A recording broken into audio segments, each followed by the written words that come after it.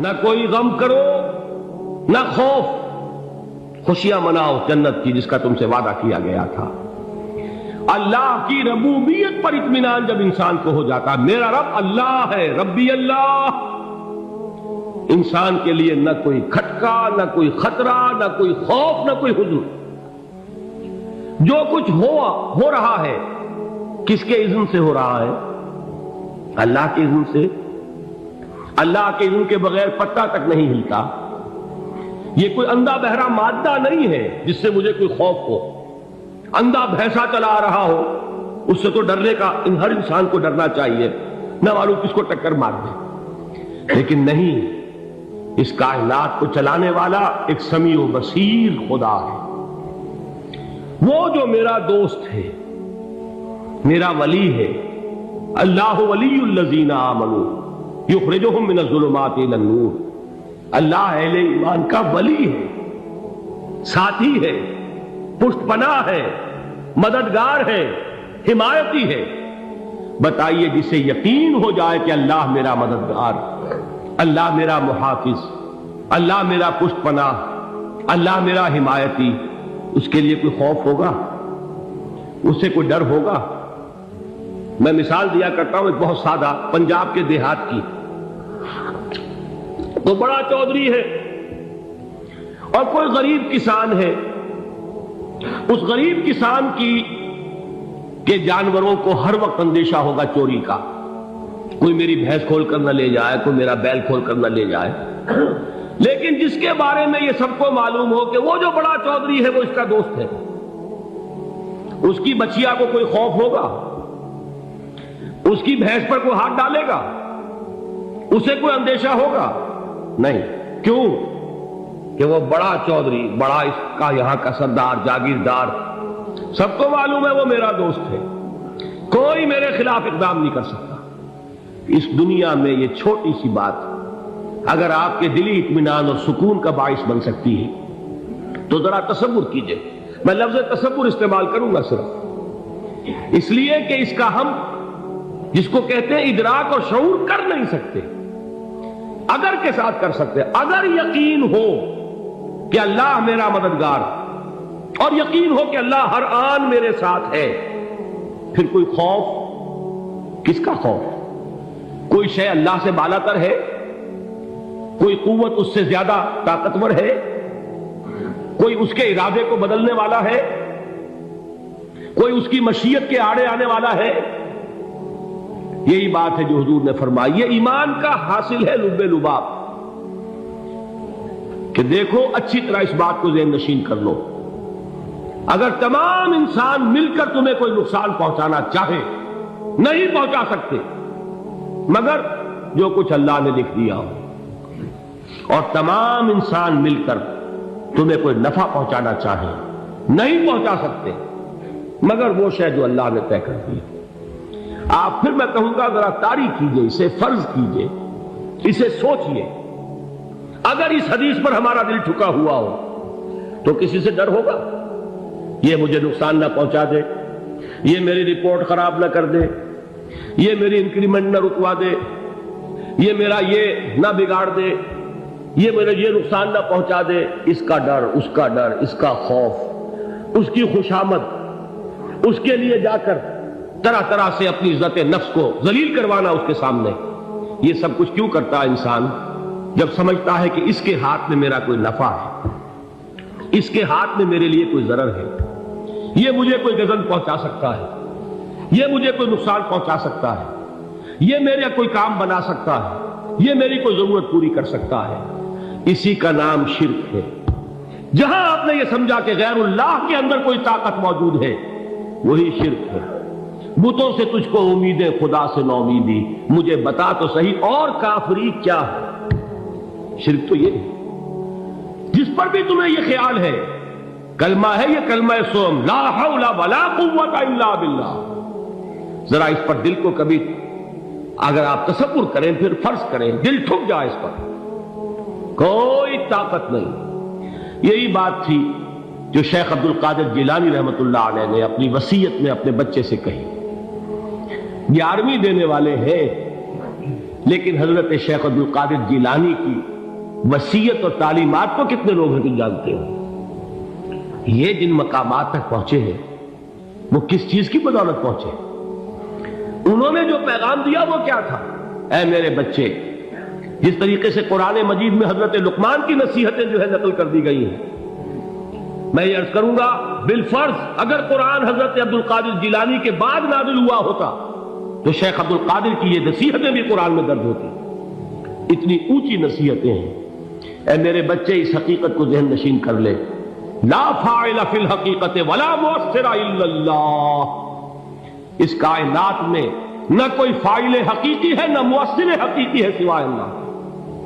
کسی شے میں کوئی تاثیر نہیں اگر اللہ نہ چاہے۔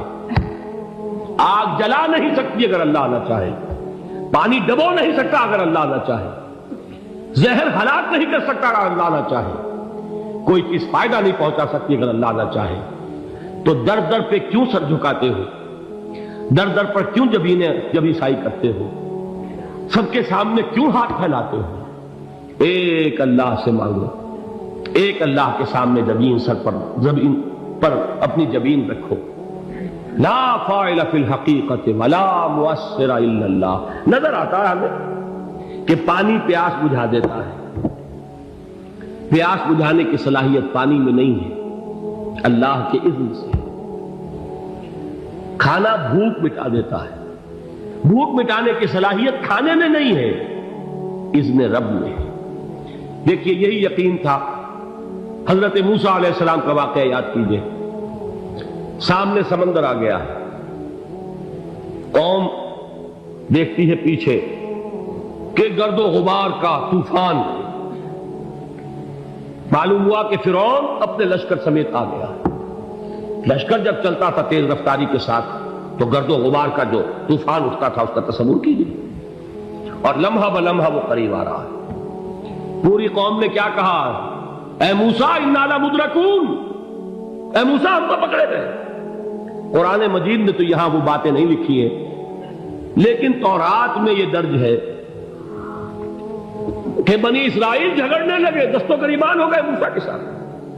موسیٰ نے یہ مروایا لا کر، اس سے تو ہم ہی بہتر تھے، وہاں کھانے کو ملتا تھا، زندگی تو تھی، بیگار ہم کر رہے تھے، موت تو نہیں تھی۔ اب جو کچھ ہوگا اس کا تصور کرو، جس طریقے سے ہمارے ٹکڑے اڑائے جائیں گے۔ تو لڑ رہے ہیں حضرت موسیٰ علیہ السلام سے، یہ تورات کی تفصیل ہے۔ قرآن میں صرف اتنا آیا ہے، پریشان ہو کر انہوں نے کہا انا لمدرکون، موسیٰ ہم تو پکڑے گئے۔ اس وقت موسیٰ کا جواب کیا ہے؟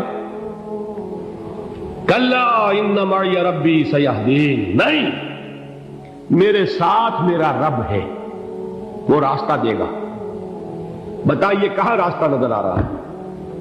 یہ ہے ایمان بالغیب۔ راستہ نظر نہ آئے تب اللہ پر یقین ایمان ہے۔ جیب میں پیسے ہوں اور تب دل کو اطمینان ہے تو ایمان کس پر ہوا؟ پیسے پر، اللہ پر نہیں۔ جب وسائل و ذرائع نہ ہو اور پھر یقین ہو کہ اللہ مسبب الاسباب ہے، وہ اسباب کا پابند نہیں ہے، وہ اسباب کا محتاج نہیں ہے، اسباب اس کے محتاج ہے۔ اگر یہ یقین ہے تو اللہ پر ایمان ہے، یہ نہیں ہے تو تمہارا ایمان اسباب پر ہے، وسائل پر ہے، ذرائع پر ہے، مادیات پر ہے، اللہ پر نہیں۔ اس وقت کہاں راستہ تھا؟ کوئی راستہ تھا؟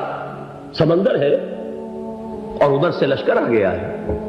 کلا ان معی ربی سیہدین۔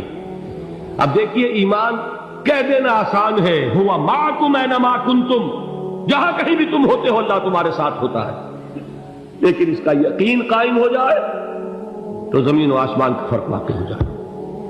یہی بات ہوئی حضور کے ساتھ۔ غار ہے، چھپے ہوئے ہیں محمد رسول اللہ اور آپ کے وہ یار غار ابو بکر صدیق رضی اللہ تعالی عنہ۔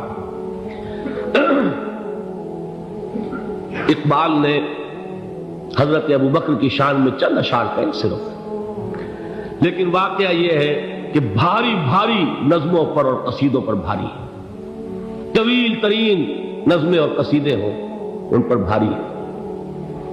ہمتیں ابو بکر کی ہمت جو ہے، کشت ملت را جو اب، جیسے بارش سے کھیتی اپجتی ہے، ابو بکر کی ہمت اور عزیمت اس امت کو اسی طرح سینچنے والی ہے۔ ثانیے اسلام و غار و بدر و قبر، وہ دوسرے تھے اسلام میں، دوسرے پہلے کون تھے؟ انا اول المومنین، حضور فرماتے سب سے پہلا ایمان لانے والا میں، دوسرے ابو بکر۔ ویسے ہمارے ہاں یہ چلتا ہے اختلاف، حضرت علی پہلے ہیں کہ حضرت ابو بکر پہلے ہیں، لیکن اس میں بڑی خوبصورت تطبیق قائم کی ہے علماء نے، اور بہت صحیح ہے۔ چار کے بارے میں فیصلہ ہی مت کرو کہ کون پہلے، ان کی ایک عجیب تقسیم کر دی ہے۔ آزاد مردوں میں، بالغ مردوں میں سب سے پہلے ابو بکر، بچوں میں سب سے پہلے علی، خواتین میں سب سے پہلے خدیجہ، اور غلاموں میں سب سے پہلے زید بن حارثہ۔ بڑی پیاری تقسیم ہے، یہ چاروں ہی پہلے ہیں، ہر ایک کے لیے اولیت ہے۔ اور واقعہ یہ ہے کہ اگر زمانی اعتبار سے تعین ہوگا تو پہلے خدیجۃ الکبریٰ آئیں گی رضی اللہ تعالی عنہ۔ کسی اور سے بات کرنے کی نوبت بعد میں آ سکتی ہے، پہلے تو اہلیہ محترمہ سے بات ہوئی، آتے ہی پہلی وحی ہوئی ہے، ابھی تبلیغ کا حکم نہیں تھا۔ کس کو بتایا واقعہ؟ ابھی اپنی نبوت کی تبلیغ کا تو حکم ہی نہیں آیا۔ واقعہ کس کا ہے؟ وہ خدیجہ کا ہے۔ جب کہا ہے کہ خشیت علی نفسی، مجھے اپنی جان کا اندیشہ ہے، تو کیا جواب دیا خدیجہ نے رضی اللہ تعالی عنہا؟ وہ صدیقۃ الکبریٰ ہے۔ صدیقات جو ہے خواتین، ان میں چوٹی پر خدیجۃ الکبریٰ ہے رضی اللہ تعالی عنہا، اور صدیق جو مرد ہیں ان میں صدیق اکبر ہے ابو بکر صدیق رضی اللہ تعالی عنہ، لیکن صدیقات میں چوٹی پر۔ جب حضور نے فرمایا خشیت علی نفسی، کیا فرمایا، کیا عرض کیا، کیسے تسلی دی؟ نہیں نہیں، اللہ آپ کو ضائع نہیں کرے گا، آپ غریبوں کے ہمدرد ہیں، آپ مساکین کے تکالیف رفع کرنے والے ہیں، آپ بیواؤں کی سرپرستی کرتے ہیں، آپ مسافروں کی خدمت کرتے ہیں، اللہ آپ کو ضائع نہیں کرے گا۔ یہ یقین ہے اس خاتون کے اندر۔ خیر وہ ایک علیحدہ بات ہو جائے گی۔ میرے دل پر حضرت خدیجہ رضی اللہ تعالیٰ عنہ کی شخصیت کا بڑا گہرا نقش ہے، جو وہ کوئی اور ہی وقت اور موقع ہوا تو بیان ہوگا۔ بہرحال اقبال نے ایک مصرے میں جو چار اولیتیں جمع کر دی ہیں، ہمت او کشت امت را چو ابر، ثانی اسلام و غار و بدر و قبر۔ اسلام میں حضور کے بعد پہلے کون؟ ابو بکر۔ غار میں حضور کے ساتھ کون؟ ابو بکر۔ بدر کی رات اللہ کا رسول سرب سجود، وہ گھاس پھوس کی جو جھوپڑی بنائی گئی تھی، اور وہاں تلوار ننگی لے کر پہرا دینے والا کون؟ ابو بکر۔ اور اس حجرہ عائشہ میں محمد کے بعد سب سے پہلے دفن ہونے والا کون؟ ابو بکر رضی اللہ تعالی عنہ صلی اللہ علیہ وسلم۔ وہ جو معاملہ میں سنا رہا تھا غار ثور کا، حضرت ابو بکر بھی حضور کے خیال سے لرز گئے ہیں۔ آپ کو یاد ہوگا کہ جا کر پہلے تمام جتنے سوراخ تھے انہیں بند کیا، ایک سوراخ رہ گیا تھا جس کو بند کرنے کے لیے کوئی کپڑا نہیں تھا، وہاں اپنی ایڑی رکھی ہے، تب کہا ہے حضور سے تشریف لائیے، اور اپنے زانو پر حضور کو لٹایا ہے، اور وہاں کسی موذی جانور نے کاٹا ہے، حضور کی آنکھ لگ گئی تھی، اس وقت اس بل کے اندر جو بھی بچھو ہے کیا ہے واللہ عالم، اس نے کاٹا ہے، اس کی تکلیف کی وجہ سے ابو بکر کی آنکھوں سے آنسو ٹپک گئے، حضور کے چہرے مبارک پر پڑے ہیں، تو حضور جاگے ہیں، معاملہ کیا ہے؟ ایڑی نہیں ہٹائی وہاں سے، مبادا وہ جانور وہاں سے نکل کر محمد الرسول اللہ کو کوئی گزن پہنچا دے، ابو بکر کی ایڑی ہے، جس طرح چاہے کھا لے، ختم کر دے، جان نکل جائے تب کوئی آنچ آئے، محمد پر تو آئے، لیکن جیتے جی نہیں۔ وہ ہے ابو بکر حضور کے خیال سے۔ اس وقت حضور نے پھر اپنا لعاب دہن لگایا ہے، اور اس سے پھر آپ کی تکلیف ختم ہوئی۔ جیسے خیبر میں حضرت علی کی آنکھ دکھ رہی تھی، اس کو جو شفا حاصل ہوئی ہے وہ بھی حضور کے لعاب دہن سے ہوئی۔